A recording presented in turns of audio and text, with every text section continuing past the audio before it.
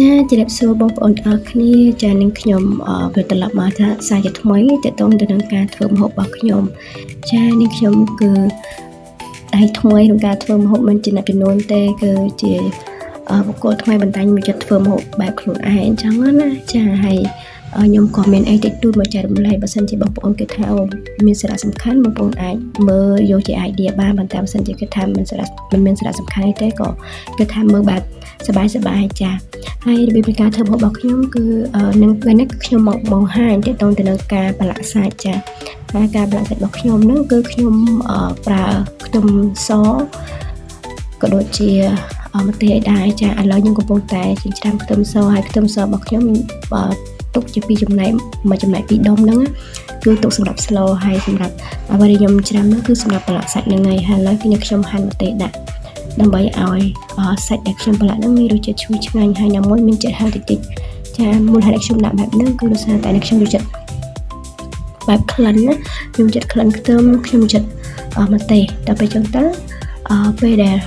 ខ្ញុំជៀនសាច់ម្ដងឬក៏ពេលដែលខ្ញុំប្រឡាក់សាច់ម្ដងខ្ញុំតែងតែប្រើពីរមុខនឹងជាប្រចាំព្រោះសារតែពេលដែលយើងដាក់ទៅគឺពេលដែលយើងជៀនសាច់គឺវាមានក្លិនឈ្ងុយមកហើយចង់ដែលស្រាប់ទឹកមាត់ចឹងណាចាក៏តែមើលរូបភាពហ្នឹងក៏សម័យមើលក៏ឃ្លានដែរចាហើយបងសម្រាប់សាច់ជ្រូករបស់យើងហ្នឹងគឺមាន2ចំណែកគឺមួយចំណែកសម្រាប់សម្លហើយមួយចំណែកទៀតគឺសម្រាប់ប្រឡាក់ហ្នឹងហើយដោយសារខ្ញុំទិញមករៀងច្រើនដល់ពេលចឹងទៅខ្ញុំម្នាក់ឯងខ្ញុំអត់អស់ទេអញ្ចឹងខ្ញុំស្លតាមមួយផ្នែកដូចប៉ុណ្ណឹងទេហើយសារប្រហែលគឺប្រឡាក់អញ្ចឹងចាហើយខ្ញុំបកជារួមម្ដងទៀតបើសិនជាបងប្អូនគិតថាការដាក់ខ្ទឹមសនិងម្ទេសហ្នឹងបងមិនមែនជាចំណូលចិត្តរបស់បងប្អូនទេបងប្អូនមិនដាក់ទេព្រោះស្អីខ្ញុំគាត់តែប្រាប់ថាអាហ្នឹងគឺចំណូលចិត្តរបស់ខ្ញុំហើយណាមួយខ្ញុំខ្លាចថាបើសិនជាបងប្អូនចង់ឲ្យការប្រឡាក់សាច់របស់បងប្អូនមានរសជាតិឈ្ងុយឆ្ងាញ់បងប្អូនអាចវាបានចាហើយឥឡូវផងដែរគឺខ្ញុំដាក់ម្សៅស៊ុបព្រោះសារតែម្សៅស៊ុបគឺសំខាន់មែនតើសម្រាប់មុខម្ហូបរបស់ខ្ញុំព្រោះស្អីខ្ញុំអត់ប្រើប៊ីចេងទេអញ្ចឹងខ្ញុំប្រើម្សៅស៊ុបរ៉ូឌីជំនួសហើយសូម្បីតែអំបិលម៉ត់អំបិលសនោះក៏ខ្ញុំអត់ដាក់ដែរព្រោះសារខ្ញុំប្រើម្សៅស៊ុបហើយវាមានរសជាតិប្រៃស្រាប់ណាក់តែប៉ុណ្្នឹងទេ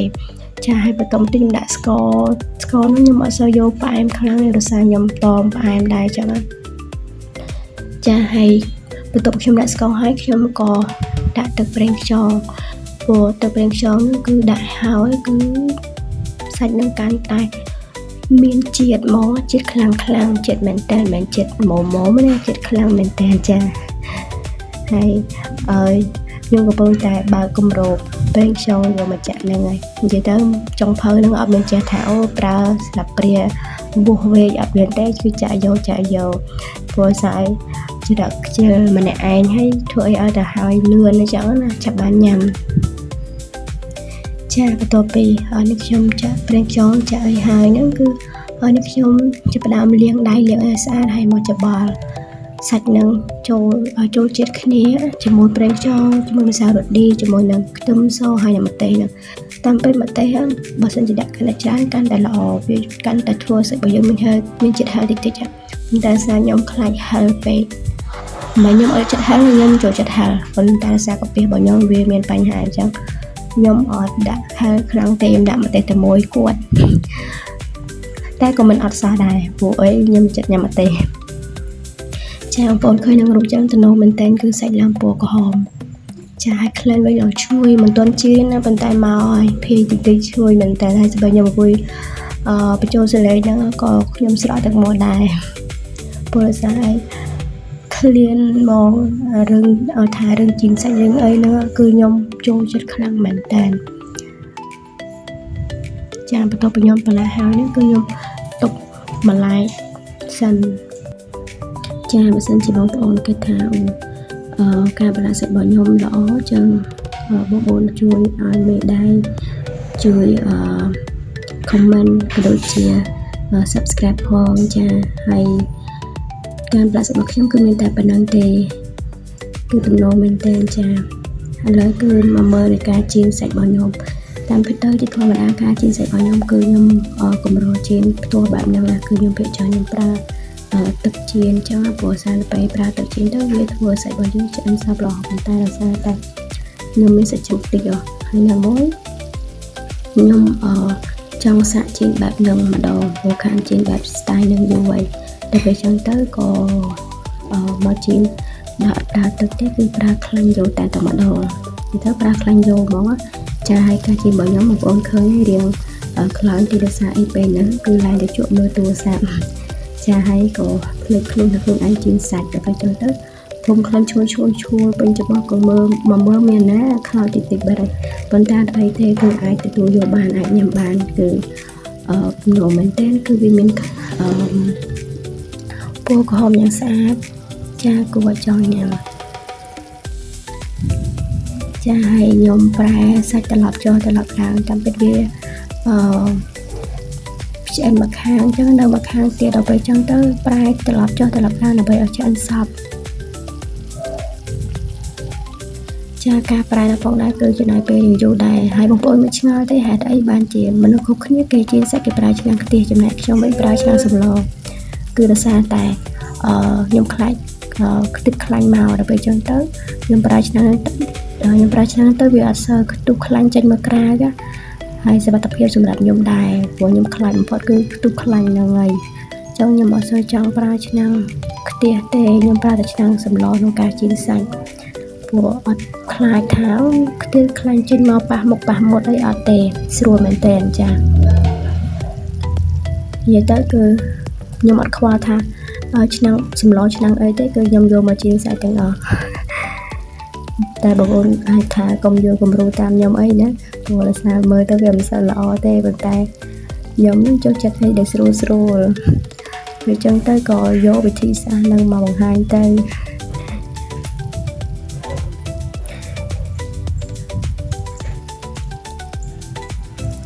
ចាហើយការជិះសាច់របស់ខ្ញុំគឺពីរបៀបនៃការជិះសាច់របស់ខ្ញុំគឺមានតែប៉ុណ្្នឹងទេអត់មានអីច្រើនទេប៉ុន្តែបងប្អូនអាចមើលបានចាគឺស្រួលហើយលឿនហើយអ្នកមកមានរសជាតិឆ្ងាញ់និយាយមែន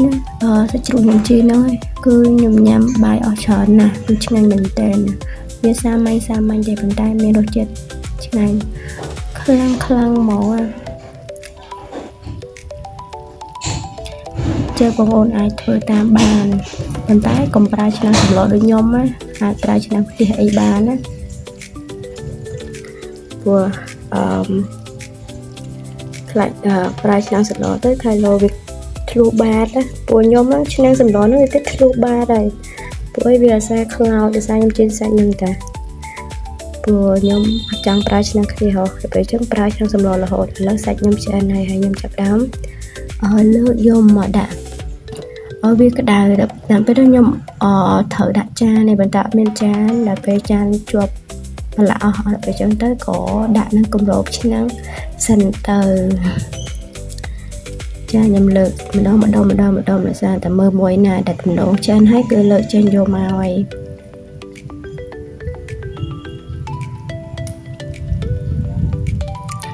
គាត់តែមើលហើយក៏ឃ្លានណាបងប្អូនឃ្លានទៀតហើយនិយាយទៅឃ្លានហ្មងអានឹងមហូបសាមញ្ញប៉ុណ្ណឹងហើយចូលទៅមើលមិនសាមញ្ញទៅប៉ុណ្ណាទៅចាបើសិនជាបងប្អូនគិតថាការធ្វើម្ហូបរបស់ខ្ញុំមានសារៈសំខាន់ទំនងហើយជួយcomment ផងថាគូខ្ញុំបន្តទៀតអត់ចឹងណាដើម្បីជាកម្លាំងទឹកចិត្តដែរហើយបើសិនជាគិតថាការធ្វើម្ហូបរបស់ខ្ញុំមានចំណុចខ្វះខាតបងប្អូនអាច comment ដូចគ្នា comment ប្រាប់មកថាមិនគួរដាក់ចាមិនគួរដាក់ចុះទេអញ្ចឹងណាជួយអាច comment មកបានចាព្រោះសារតែការធ្វើរបស់ខ្ញុំហ្នឹងគឺបែប enjoy life ទេអត់មានទៅអីឲ្យជា perfect អីអញ្ចឹងណាព្រោះខ្ញុំធ្វើតាមបែបខ្ញុំអញ្ចឹងខ្ញុំចូលចិត្តធ្វើអីដែលស្រួលសម្រាប់ខ្លួនឯងហើយសុំទោសផងបើសិនជាវីដេអូរបស់ខ្ញុំហ្នឹងអាចថាធ្វើបងប្អូនមើលទៅមិនសូវល្អអីចឹងណាព្រោះបងប្អូនឃើញទៅគឺអាចថាវាមិនសូវល្អប៉ុន្តែសម្រាប់ខ្ញុំគឺមិនសូវល្អមែនតែសម្រាប់ខ្ញុំគឺឆ្ងាញ់ណាគឺឆ្ងាញ់ញ៉ាំបាយអស់ច្រើនហើយបងប្អូនអាចថាឲ្យជាមតិយោបល់មកថាខ្ញុំគួរធ្វើម្ហូបអីថែមទៀតដើម្បីឲ្យបងប្អូនមើលបន្ថែមហើយអាចទៅរៀនសូត្របន្ថែមបានគឺបងប្អូនអាច comment ប្រាប់បានចាហើយឥឡូវគឺ ខ្ញុំលើកចេញមកអស់ហើយគឺការចម្អិនហ្នឹងគឺមានតែប៉ុណ្្នឹងទេចា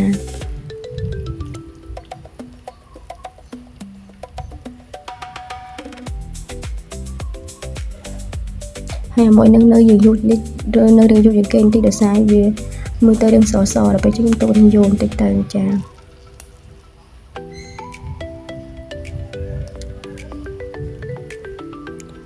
មើលទៅខាងអាចលើកបានហើយគឺខ្ញុំនឹងលើកភ្លាមមកនិយាយមែន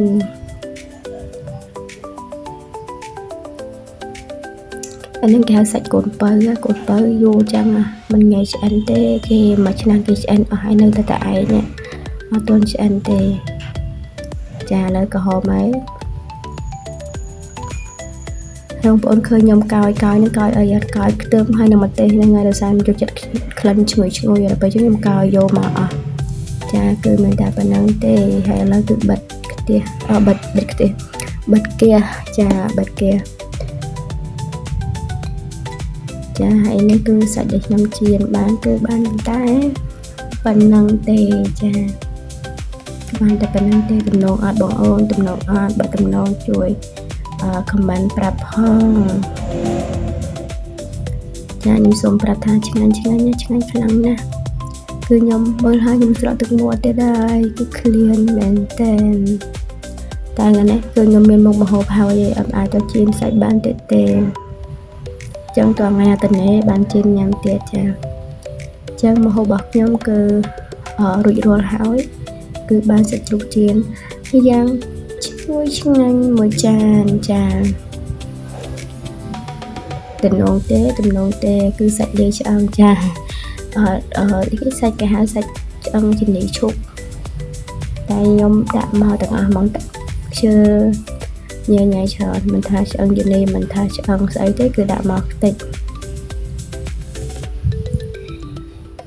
ចឹងសម្រាប់ថ្ងៃនេះគឺការធ្វើម្ហូបរបស់ខ្ញុំគឺមានតែប៉ុណ្្នឹងទេបងអូនហើយ